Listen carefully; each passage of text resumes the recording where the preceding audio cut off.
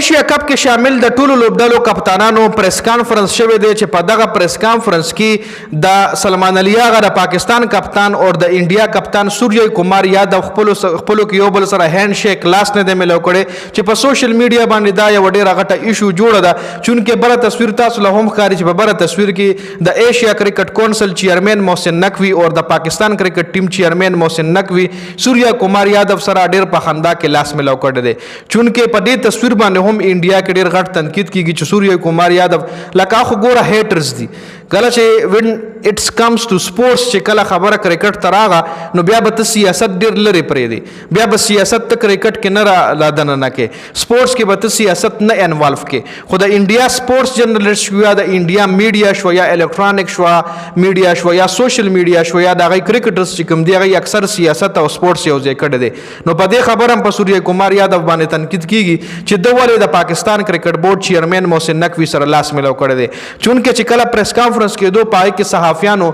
خبره هم ولرله ګوره وایي هغه تماشایان وایي د نښې منځولي نو یې کې یو صحافي پوښتنه وکړه سوریه کمار یادو نه چې د پاکستان او انډیا تعلقات خو خراب دي خو د میچ دوران به تاسو خپل ټیمپر خپله غصه کنټرول کوئ که نه تاسو به خپل چې کوم فیلینګز دی به کنټرول کوئ که نه نو خیر سوریه کمار یادو خو ولله پازیټیو جواب ورکړو دغه سیم کوېسچن بیا سلمان علي اغا نه هم شوی سلمان علي اغا هم ولله ښه زبردست جواب ورکړو ګوره سوریه کمار یادو ولله ووایي چې اګریشن چې کوم دی دا کرکټ حصه ده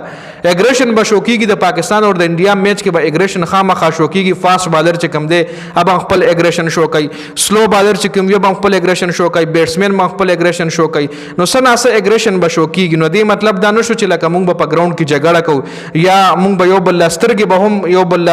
مطلب دغه کېږي اکثر تاسو کتلی دي د انډیا او پاکستان میچ کې فرینډلی ماحول وي لکه داسې جنګ جګړې پکې نه وي لکه څنګه چې تاسو بله ورځ د پاکستان او د افغانستان چې کوم فاینل میچ او راشد خان چې کله حسن نواز اوټ کو نو هغه هم سترګې وخولې راشد خان لږ ډېر زیات اګریشن په هغه میچ کې خولو نو دغه رنګ اګریشن بیا د انډیا او پاکستان میچ چې وي نو کې هم لږ ډېر شو کېږي ډېر نه شو کېږي ځکه په پاس کې که چېرې موږ د پاکستان او د انډیا میچونه ګورو نو کې جګړې نه دي شوې کې اګریشن نه ده شوی هغه کې کلاړیانو ډېر ښکلي ماحول کې لوبه کړې ده یو بل سره لیک یو بل سره لاس ملو یو بل سره ګپې شپې هغه کې لګېدلي دي کې کلاړیانو یو بل سره جنګ جګړې نه دي کړي خو حالت چې کوم دی مزید خراب شوی دی جنګ پکې شوی دی انډیا او د پاکستان د میچونو بایکاټ شوی دی نو اوس په پته لګي چې په دې میچ کې به څه اګریشن شو کېږي څه جنګ جګړه به کېږي څه ایکسچینج اف ورډز به کېږي یو بل به کنزل وینا کېږي که نه دا به راتلونکي ټایم کې پته لګي خو سوریه کمار یادو یو پازیټیو جواب ورکړی سوریه کمار یادو ولله ویلي دي چې په لوبه کې اګریشن بالر هم شو کوي بیټسمین هم شو کوي سپینر هم شو کوي فیلډر هم شو کوي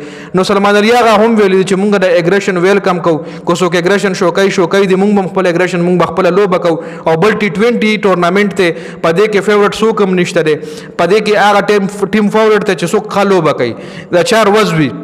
څوک ښه لوبه وکړي د هغوی به میچ ګټي دا کوېسچن د سوریه کمار یادو نه وشو چې تاسو فیورټ یې د ایشیا کپ دپاره نو سوریه کمار یادو ولله ووایي چې چا ویلي چې موږ فیورټ یو موږ فیورټ نه یو که موږ ښه لوبه وکړو موږ فیورټ یو ایشیا کپ وګټو او که ښه لوبه مو نه کړو موږ هم فیورټ نه یو T20 یو داسې ټورنامنټ T20 یو داسې فارمیټ دی چې په دې کې میچ په 2-3 اورونو باندې هم یو خوا بل خوا اوړي په 2-3 اورونو باندې میچ یو خوا بل خوا اوړي په وکټ نیمې غورځېدو سره میچ یو خوا بل خوا اوړي او چې کله ون ډے ټورنامنټ ون ډے میچز وي نو هغه یو لانګ کرکټ وي 50 اوره وي کې میچ بل خوا ومړي نو واپس هم راوړی دی شي او T20 کې تعالی چانس ډیر کم ملاويږي چې یو ځل د میچ لاړو بس هغه لاړو په ون ډے کې میچ لاړم شي واپس هم ستا طرف ته راتلی شي واپس هم پکې څه ناڅه مطلب چانسز وي خو په T20 کې د ډیرو کمو غلطو گنجایش وي